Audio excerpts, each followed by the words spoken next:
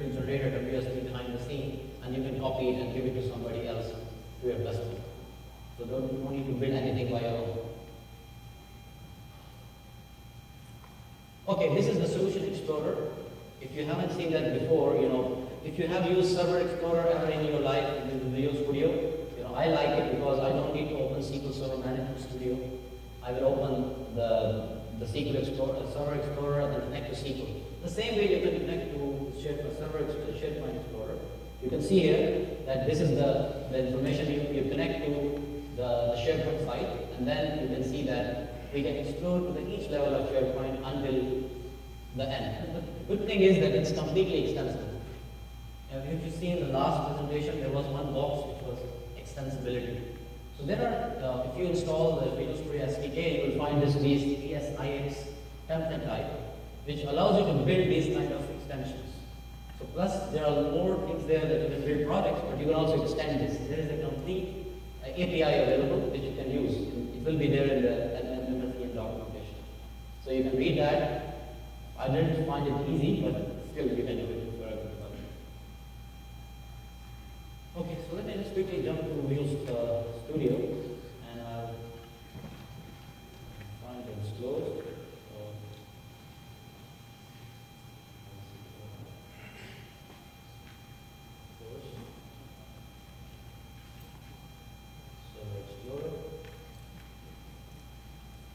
There is a SharePoint connections there.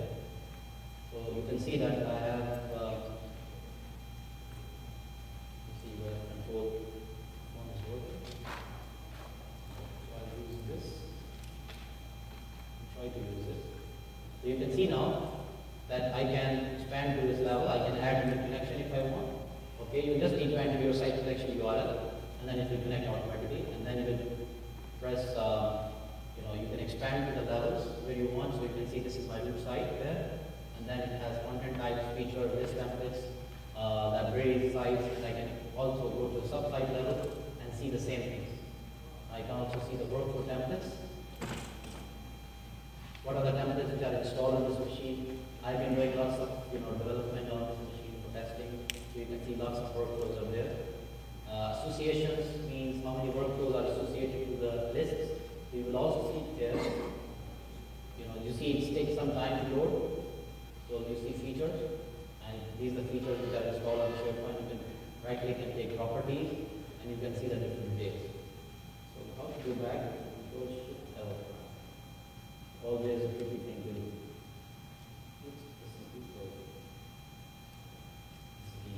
Okay, so let's go back to the presentation.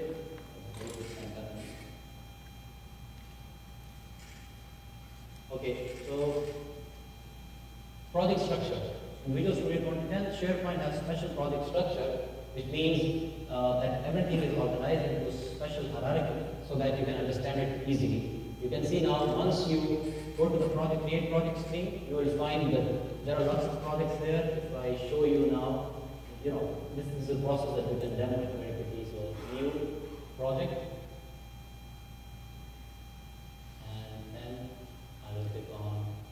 You can see this is SharePoint 2010. There is 2007 as well, but not many templates.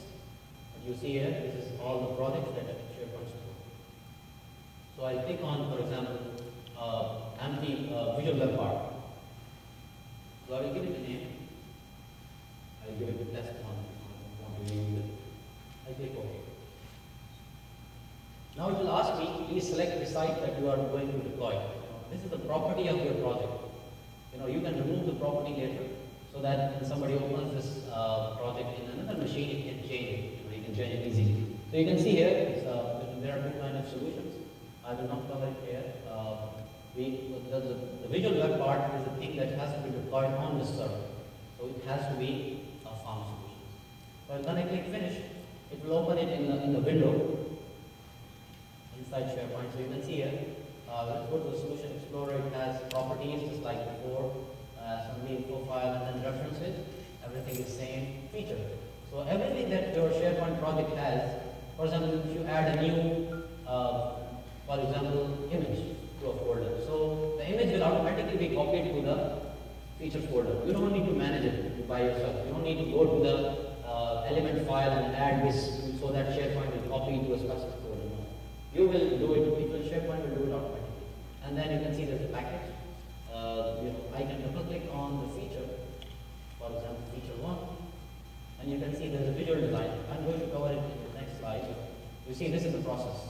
You click file, new project, and then there's a project folder, and then there is the other file, like what kind of solution you want to develop, and then what is the site URL, and what are the items that you want to pick. But you see something that right away, when I come here and click right click, add new items, you see there are more options available here. So these options are also extensible. You can develop your own kind of templates. The team cannot build everything for you, so we can build our own templates if we are developing something special to share. Okay, you can see the structure here. There's properties, references, features, package, added by SharePoint tool and SharePoint project item. They are different than the projects. You will not find them, a couple of them in the project list. Designer support, you can see that I just showed you that even the feature that is going to be deployed, we have a complete designer support. So at any time you think that we don't need to deploy this feature or we don't need to copy this item, you can click on that item, click exclude from project or exclude from the feature. So this screen will really help you. Previously we were writing these Excel files. Although I'm talking about like pre-2005, early 2005, we were writing these files. Then Visual Studio extension made it easier, but still, at some point we were writing. I think I remember when I did my first session of development session, RSUG, I did the feature, how to develop features in SharePoint. Okay, map folder, as I already told you that you can simply right click on your project and click add, and then click on map folder. This is cool, this is amazing stuff. For me, it's life, I'll be dancing all the time because I don't need to tell my developer to put a folder somewhere and upload the files there.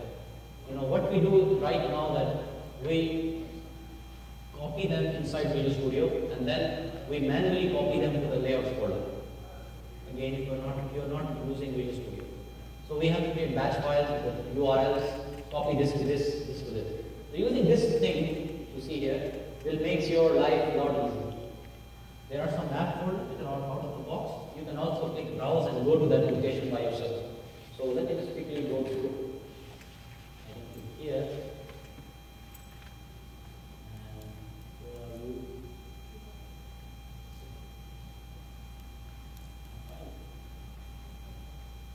Where are you?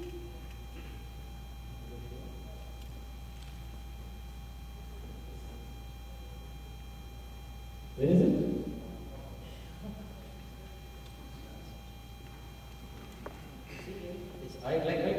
add, I'm sorry. I think add something is there. Add, and then here.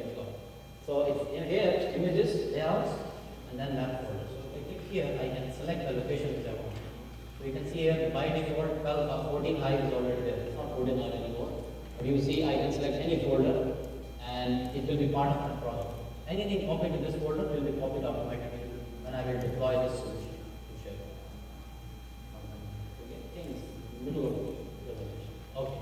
Anyway, this is the deployment options. Deployment, there are two deployment configurations that you have. I'll just show you.